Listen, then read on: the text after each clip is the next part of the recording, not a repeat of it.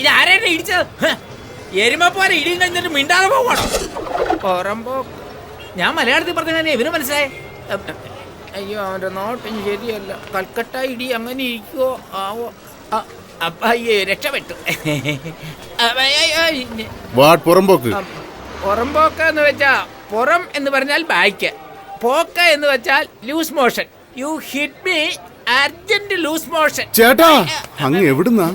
What this nonsense? ചേട്ടാ മലയാള പണ്ഡിത, കൽക്കട്ടയിൽ മലയാളികളെ കാണുന്നതേ ചുരുക്കം. അതും താങ്കളെ പോലൊരു പണ്ഡിതനെ കണ്ടത് വളരെ വലിയ കാര്യം. പുറമ്പോക്കെന്ന വാക്കിന് എത്ര വലിയ അർത്ഥം, എത്ര വ്യക്തതയോടെ. അയ്യോ ഇത്ര വേഗം മനസ്സിലാക്കിയോ? അല്ല നിങ്ങളും മലയാളിയാ? പിന്നെ ഇത്ര നേരം ഇംഗ്ലീഷാണ് സംസാരിച്ചത്? അതല്ല, ഞാൻ നിങ്ങളൊരു ഹിന്ദിക്കാരനാണെന്ന് വിചാരിച്ചു പേടിച്ചു. ഇവിടെ ഉണ്ട് മലയാളിയാണെന്ന് മനസ്സിലായി. ശരി, നിങ്ങളെന്താ ഇവിടെ? അതൊന്നും പറയണ്ട, എന്റെ അളിയ നാട്ടിൽ നിന്ന് വന്നെന്ന് പറഞ്ഞു.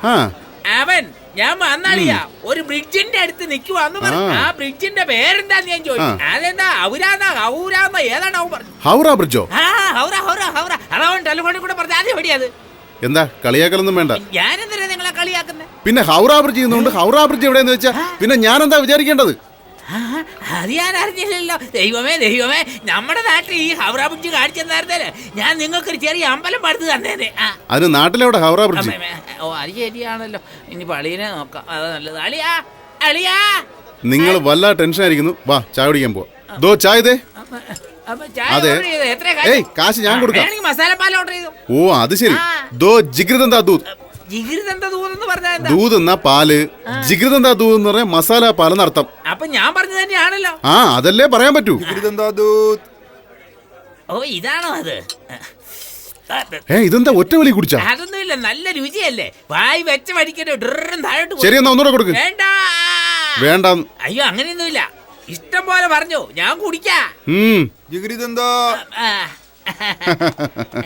അതെ, നമ്മുടെ പേരെന്താ? ബാനർജി. ബാനർജി? അത് നമ്മുടെ നാട്ടിലെ പേരല്ലല്ലോ. കറക്റ്റ്.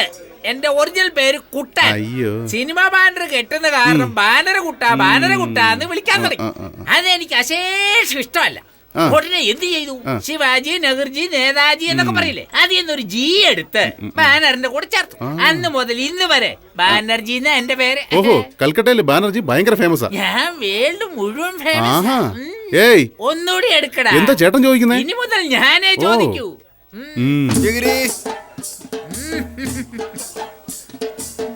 One more.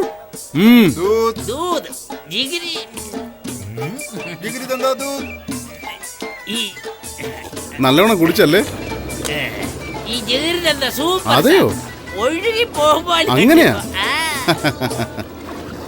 ഇതെന്താ കട കൊണ്ടുപോകുന്നത്? അത് അവന്റെ കടയല്ലേ, കൊണ്ടുപോക്കോട്ടെ. ടാറ്റാ. ഇതെന്താ ഒരു ടാറ്റ കാണിക്കുന്നത്? ക്രിക്കറ്റ് മാച്ച് നടക്കും ചേട്ടാ. അളിയും വന്നില്ലേ? ഇപ്പൊ വരും. വരണം. വരുന്നേ. വരണം. എനിക്കെന്തോ കപ്പലിരിക്കുന്ന മാതിരി തോന്നുന്നു.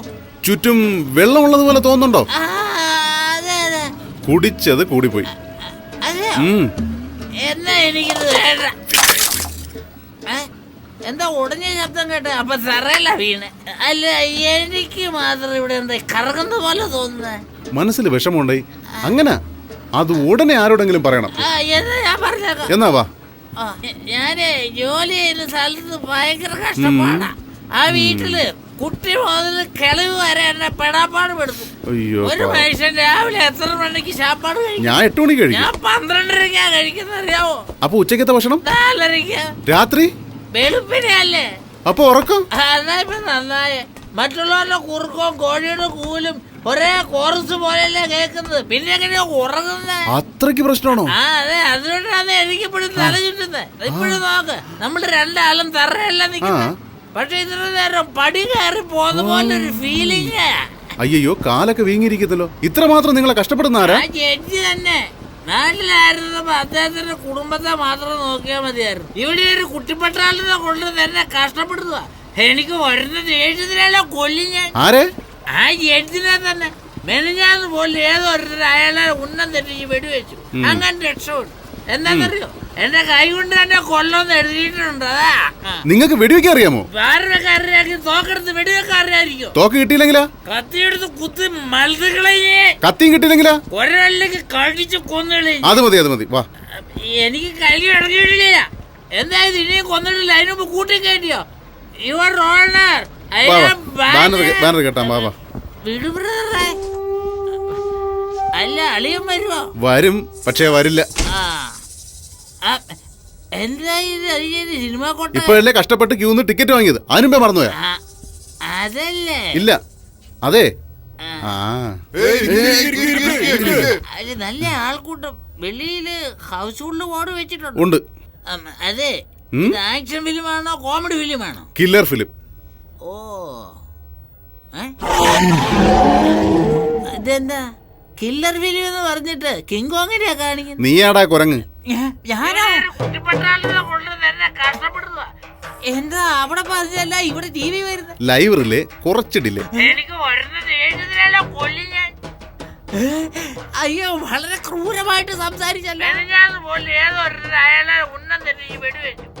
അതെ, ഒരു തമാശ പറഞ്ഞത് സിനിമയാക്കി 100 ദിവസം ഓടിക്കാനാ. അതെ, ഞാൻ മാത്രമേ ഉള്ളൂ, നിങ്ങളില്ലല്ലോ. നിങ്ങളെ മാത്രം സൂം ചെയ്ത്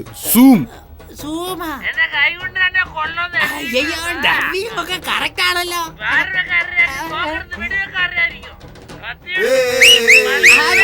അവിടെ എന്താ നരസിംഹമാണ് ഓടുന്നത്? വിസിലടിച്ച് കൈകൊട്ടാൻ വേണ്ടി. ഇതെന്താ എഡിറ്റിംഗ് ഒക്കെ ചെയ്തേക്കുന്നത്?